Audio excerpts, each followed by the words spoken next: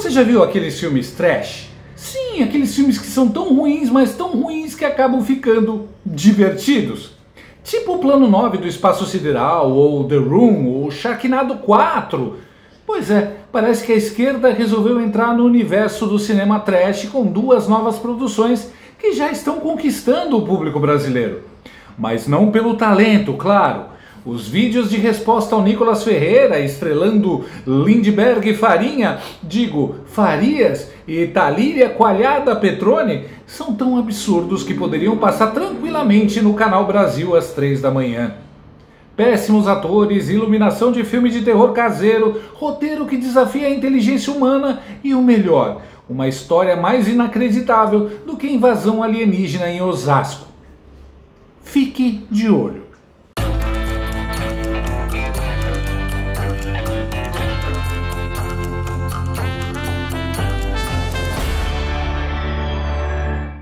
E o PT tá mais perdido que filho da Bruna Surfistinha no Dia dos Pais.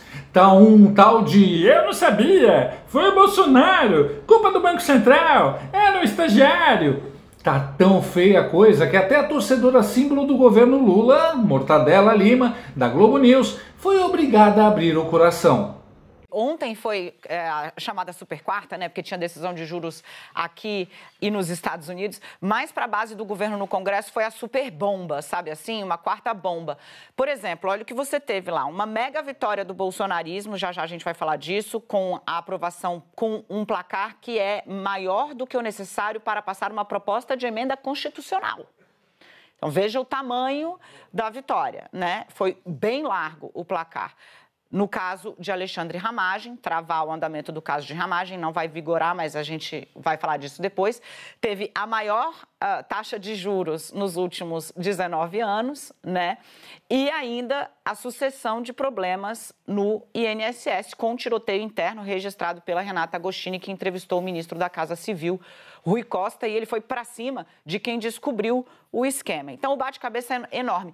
Aí, hoje me liga um deputado, aliado do governo, e diz: Daniela, sabe qual foi a orientação da liderança do governo, da articulação política, de qualquer pessoa do Palácio do Planalto para a gente poder falar sobre juros? Reagir à maior alta de juros da história, já que o Lula, dos últimos 19 anos, já que o Lula passou 2 anos batendo no Campos Neto, o que vai falar agora que quem está lá como presidente é o aliado, é o indicado dele, o Galípolo? Nada, não veio nada, não veio um dado, não veio uma orientação, não veio um nada. A base está à deriva. Outro dado que esse mesmo aliado falou: você acha que houve envolvimento do governo ontem para orientar a base, para segurar a base, para falar com os partidos que têm ministros dentro do governo, para esses ministros descerem lá no Congresso e falarem com os seus partidos, para que eles não abonassem? Olha o tamanho da vitória que demos para o bolsonarismo. Não teve nenhuma mobilização. A sensação que eu tenho, disse esse deputado, de novo, aliado do governo, é de que estamos à deriva, sem capacidade de reação. Então, você vê que até o juro, lá, eles estão buscando uma forma de tentar justificar esse índice sem cair em contradição com o que vinha falando Lula enquanto o presidente do Banco Central não era indicado por ele. Mano, a cara da Daniela era de quem acabou de perceber que defendeu um Titanic achando que era um cruzeiro da Disney. A pobre tá tão à deriva quanto a base do governo. E vamos combinar? A própria Globo News é parte da base. Ou seja, Daniela Lima reclamando do governo é tipo um padre reclamando da missa. Tá tudo errado, mas ela ainda vai no domingo. E se a Daniela tá mal, a Mônica Bergamo então, coitada. A jornalista oficial do fã-clube do Lula, aquela que escreve artigo com lágrimas, agora tá apanhando de jornalista da Band. Eu acho um pouco, já que você perguntou, um pouco cansativo esse papo de que o presidente não sabia de nada. Porque é sempre a mesma coisa. Escândalo do Francinildo, do Caseiro. Aeropalócio, Lula não sabia de nada. Mensalão, não, era o Dirceu, Lula não sabia de nada. Petrolão, não, era base aliada, o Lula não sabia de nada. E agora escândalo do INSS, era o PDT, o Lula não sabia de nada. O presidente não sabe de nada nunca. Jamais. E todos esses escândalos aconteceram, tá? Não foi invenção nem da PF, nem da imprensa. As penas podem ter sido canceladas porque o juiz do Petrolão era obviamente suspeito, né? Mas os crimes aconteceram. todos esses crimes aconteceram e nunca o presidente sabe de nada, haja boa vontade para acreditar nessa hipótese. E acreditando nessa hipótese, como é possível que o presidente não leia as reportagens que saíram a respeito desse assunto? Como é possível que o Carlos Lupe tenha tomado essa decisão, não ele? Aliás, ele, né? Porque ele disse que sabia dos desvios desde o ano passado. Sem consultar o presidente, nada passa pelo Palácio do Planalto? Os assuntos da maior importância entram por um ouvido e saem pelo outro, se é que entram. Haja boa vontade para acreditar e haja boa vontade para entender que alguém, sem saber de tanta coisa grave que acontece em Brasília, tem o controle do que está acontecendo no país. Não há boa hipótese. Mônica, se há alguma coisa que todo mundo sabia quando o Lula voltou à presidência, né, ganhou legitimamente a eleição 3 anos atrás, era que o PT não tinha o direito de errar no quesito corrupção. A história pesava demais sobre os ombros do país, do partido. Demais. A desconfiança era muito grande. Lula não voltou sob aclamação. Boa parte dos votos que recebeu foi de gente que tapou o nariz e votou 13 para evitar um segundo governo Bolsonaro. O Lula não voltou com esse grande ativo político, né, para fazer o que bem entendesse. Ele voltou sob o nariz torcido, sob o olhar o olhar torto de boa parte dos eleitores. Não foi o PT, foi o PDT. Ok, mas no governo do PT. De novo. É difícil, vai ser difícil. Esse escândalo, por mais que dinheiro público seja utilizado, que o dinheiro seja devolvido, aliás, eu nem sei como isso vai acontecer, os que já morreram. Mano, a cara de chiclete mastigado que a Mônica ficou é impagável. A mulher ficou até descabelada. A Moniquinha não conseguiu passar pano dessa vez. A Mônica Bergamo tava quase atravessando o vídeo para dar um supapo no cara. O Megali tá melhor que a Mônica, mas não muito, né? Falar que o Lula ganhou legitimamente é osso. De resto, foi tão bonito. Mônica sem reação, sem fala, sem pauta. Tomou uma surra de fatos que nem o PCO conseguiria contestar. Ela ficou com a expressão de quem levou um soco de realidade e ainda não sabe se senta ou se chora. Aliás, é tanta vergonha que parece que o zap da Mônica travou junto com os argumentos dela. A essa altura, o PT está em guerra. Não com a oposição, mas entre eles mesmos.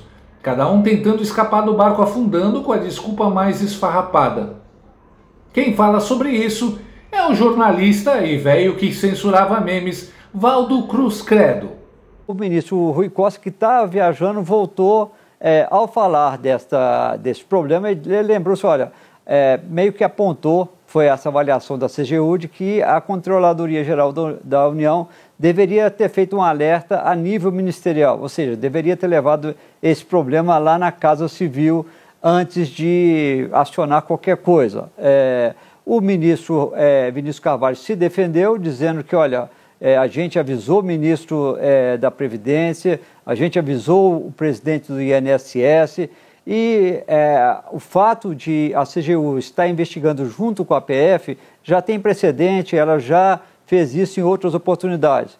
O fato é que essas críticas ali, depois o ministro ligou para o Vinícius Carvalho, procurando ali se explicar, tentando contornar o mal-estar, mas o ministro Vinícius Carvalho não gostou nem um pouco, né, porque, na verdade, ele foi um dos principais responsáveis por detectar, descobrir essa fraude, né, e a sua magnitude. Ele vai esperar o presidente Lula voltar da viagem que está Rússia e China para conversar, porque ele ficou muito incomodado com essas críticas. Então ele quer conversar com o presidente da República sobre elas. Lembrando que ontem, durante a entrevista coletiva, quando foram anunciadas as medidas, o ministro da AGU, da Advocacia Geral da União, fez uma defesa veemente do seu colega Vinícius Carvalho.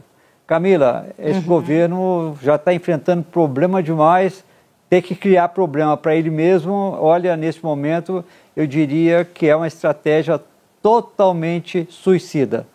Primeiro foi, não sabíamos de nada, não colou. Depois foi, a culpa é do Bolsonaro, também não colou. Agora a culpa é do outro petista. O clássico petista contra petista. E como diria a sabedoria da internet, na briga de petista contra petista, eu torço pela briga. Nós já plantamos. Agora 2000 2025 é ano da colheita.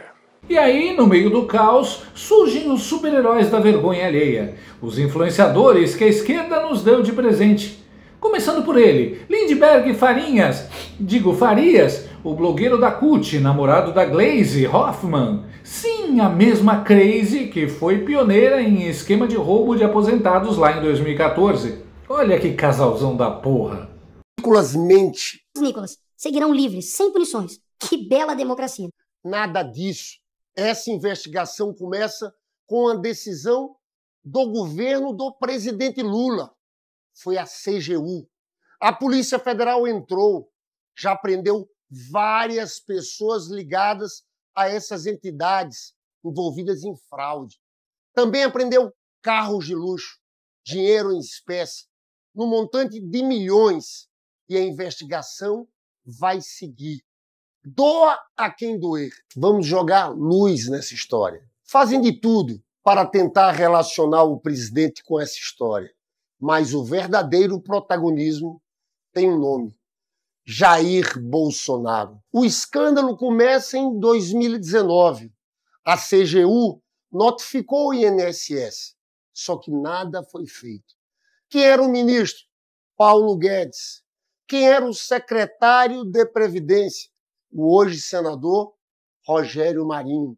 Quem foi ministro? Onyx Lorenzoni. Tem muita coisa que o Nicolas não te contou. Resumo do vídeo: a culpa é do Bolsonaro. Parece que o roteirista era um papagaio com Alzheimer. Vamos aos fatos. O roubo aos aposentados começou no governo Dilma, em 2016. Bolsonaro tentou aprovar uma lei contra fraudes no INSS. Adivinha quem votou contra? Isso mesmo, os partidos de esquerda.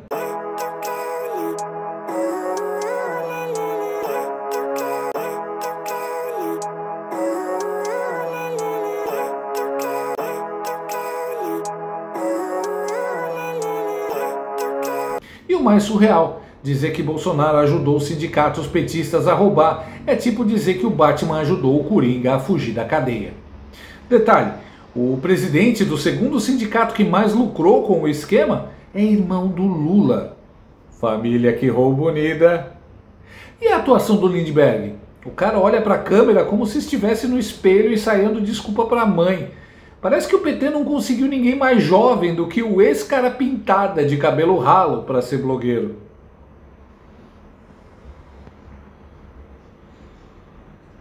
Mas se o vídeo do Lindbergh é ruim, o da Thalíria Petroni faz o dele parecer uma obra-prima do Martin Scorsese. Eu não vou ver isso sozinho. Olha o Nicolas indignado com a fraude do INSS. Indignada tô eu. E vamos ser honestos, a fraude começou em 2019, no governo de Jair Bolsonaro, o presidente dele. E quem investigou e prendeu os culpados? A Polícia Federal de Lula. E vocês, bolsonaristas, são especialistas em roubar dos aposentados. No mesmo ano em que começou essa fraude que levou ao rombo de 6 bilhões para os aposentados, vocês mandaram para o Congresso e aprovaram a reforma da Previdência, que tirou das mesas dos aposentados que trabalharam a vida inteira para o Brasil 400 bilhões. Não adianta fingir que defende aposentado com discurso e destruir com voto. Fraude se combate com investigação. O governo já está estudando medidas de devolver o dinheiro para os aposentados. Esse governo desmantelou a fraude iniciada no governo Bolsonaro. E eu desafio Nicolas e os bolsonaristas a apoiarem medidas de melhorar a aposentadoria dos brasileiros. Vocês topam? Aposentado merece respeito, não demagogia. Que vídeo constrangedor, meu Deus! É tanta tosquice que parece que foi editado por um cara que fumou o cigarrinho do capeta usando o Movie Maker de 2005. E a mulher ainda me mete um: A Polícia Federal de Lula. Denota o patrimonialismo encravado na cultura política brasileira. Na visão da Thalíria, a polícia pertence ao Lula. Quem ocupa o poder passa a ser dono das instituições e órgãos de Estado. Essa é a origem de boa parte da corrupção desse país.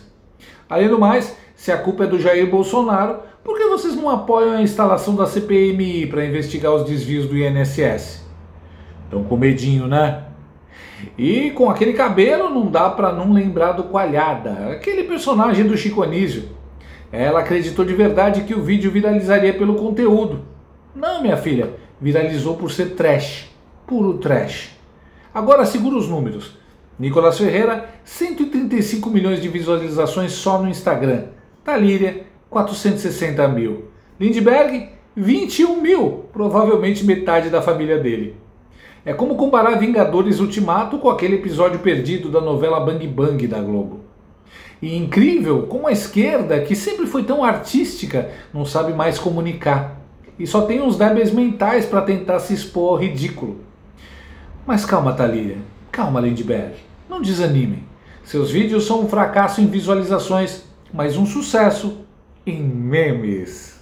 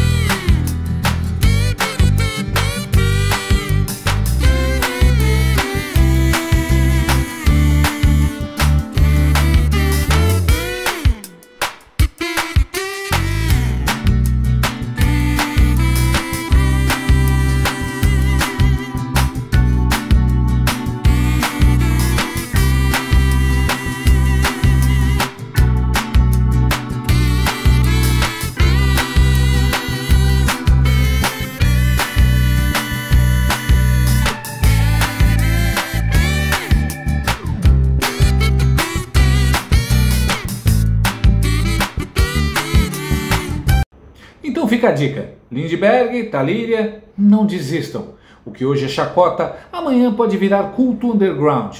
Assim como Troll 2 e a Bolha Assassina, seus vídeos podem ser redescobertos daqui a 60 anos como clássicos da comédia involuntária brasileira. Basta esperar. E enquanto a gente espera, a gente ri. Porque rir é o que resta quando se vê o governo Lula tentando apagar incêndio com gasolina e com vídeos do Lindbergh. Se o roubo do INSS foi no governo anterior, como o governo Lula está dizendo, por que ninguém do PT assinou a CPI para poder investigar?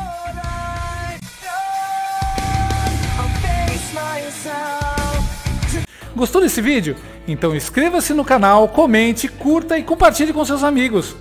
Não gostou? Compartilhe com seus inimigos. Até o próximo vídeo, se o mundo não acabar antes. Por hoje é só.